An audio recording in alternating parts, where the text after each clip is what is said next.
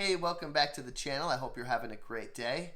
This is a very special episode of JB Breaks Free. I'm honored to be doing a collab with Dawn from Sensible Living with Money Moms YouTube channel. It's just a fantastic channel. I would recommend checking out all her frugal and money-saving tips. She is so nice, and I'm so grateful to be doing this collab with her. She's full of great ideas, and today's idea is no different. She wanted to talk about 7 items to cut from your grocery budget to save money. And groceries are one of the big 3, along with along with housing and transportation. And these are all changes that I've made and that my family has made and that we continue to try to do our best on in order to save money, because honestly, groceries are a killer.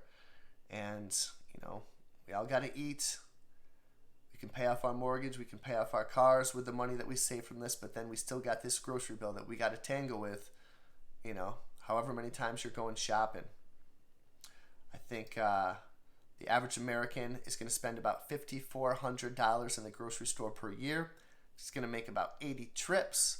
According to the Consumer Price Index, grocery prices are up 13%, so let's start chopping this grocery bill down without any further delay. Number 1, alcohol. Thankfully, thank goodness, this is an easy one for me and my family. We just really don't drink alcohol in the house, and really hardly ever at all.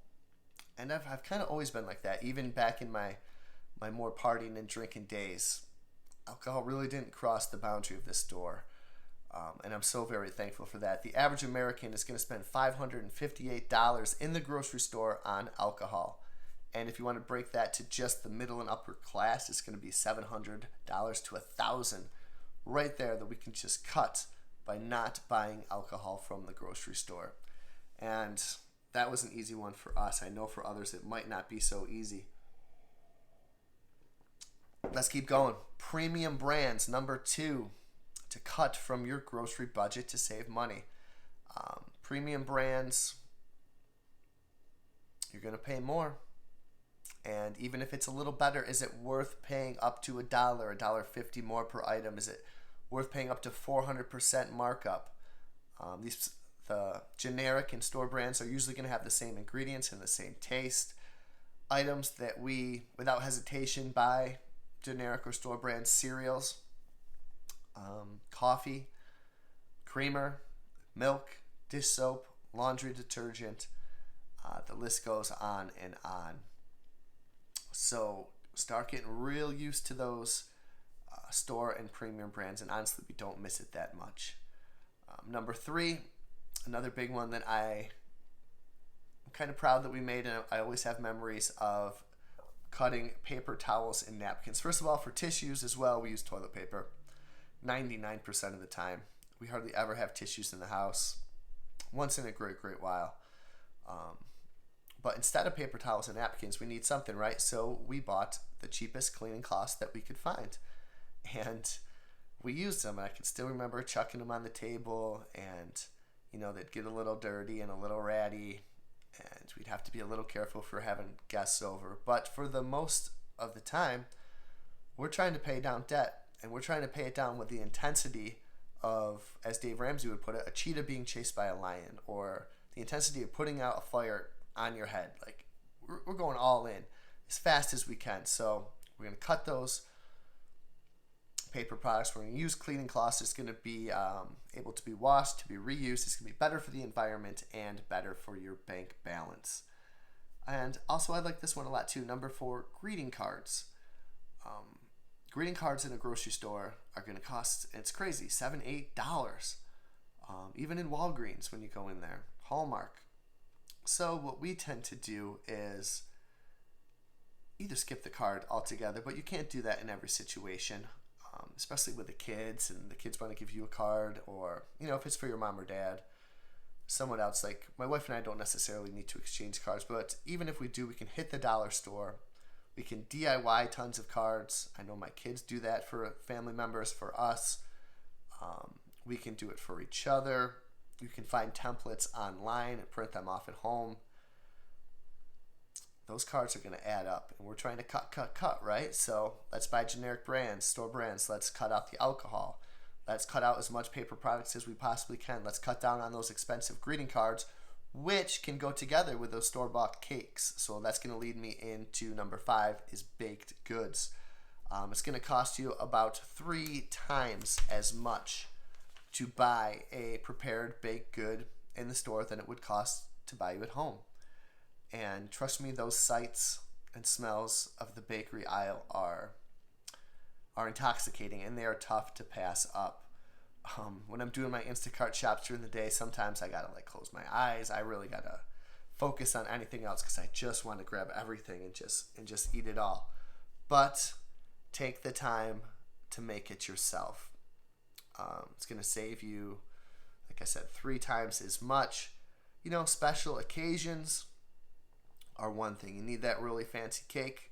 Okay, maybe you've earned it by saving from all these other things. But while you're getting that cake, and trust me, I request cakes that are not made from, Wegmans or grocery stores. I prefer homemade cakes. I don't know why, but I do.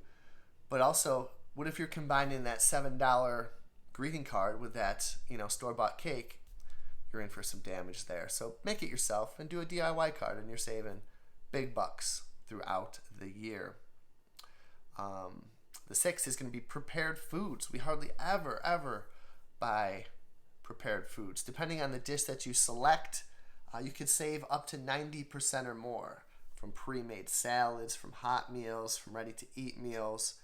If you were going to go that route, perhaps think about frozen, which is going to be about 40% cheaper than the hot or cold prepped meals.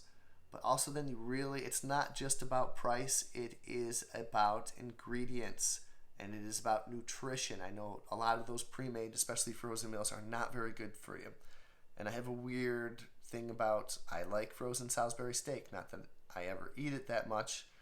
And thankfully that freaks my wife out. But, you got to watch nutrition too. It's not just all about eating the cheapest, unhealthiest food. It's a fine line. But if we can take the time to make the food ourselves, to make the meal ourselves, we are going to save quite a bit of money. And finally, organic. Good for you comes with a cost. Especially at grocery stores, organic is going to cost more than if you just go to a specific health store like Trader Joe's, like Whole Foods, which unfortunately I do not have around here. So we do our best to buy the freshest fruits and vegetables. We do our best to buy them in season, to wash them as we can,